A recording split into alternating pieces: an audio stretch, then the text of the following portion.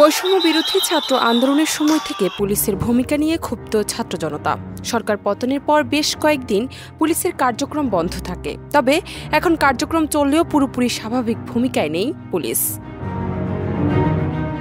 Police বাহিনীর অবস্থান ফেরাতে ইউনিফর্ম ও লোগো পরিবর্তনের সিদ্ধান্ত নেওয়া হয়েছিল।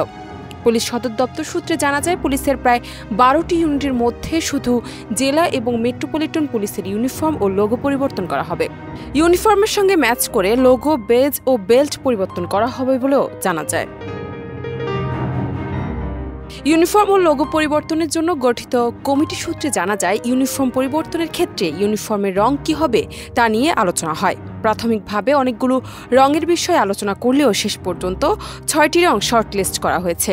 রং চূড়ান্তর ক্ষেত্রে বিবেচনা করা হচ্ছে অন্য বাহিনীর ইউনিফর্মের রঙও, যেন পুলিশের নতুন পোশাকের রং দেশে থাকা অন্য কোনো বাহিনীর ইউনিফর্মের রঙের সঙ্গে না মিলে যায়। এসব বিষয় বিবেচনা করে রং চূড়ান্ত করার বিষয়ে কাজ চলমান।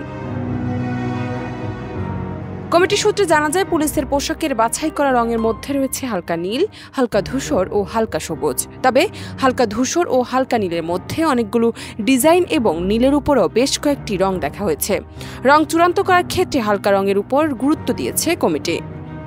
ডেস্ক রিপোর্ট, দেশ রূপান্তর।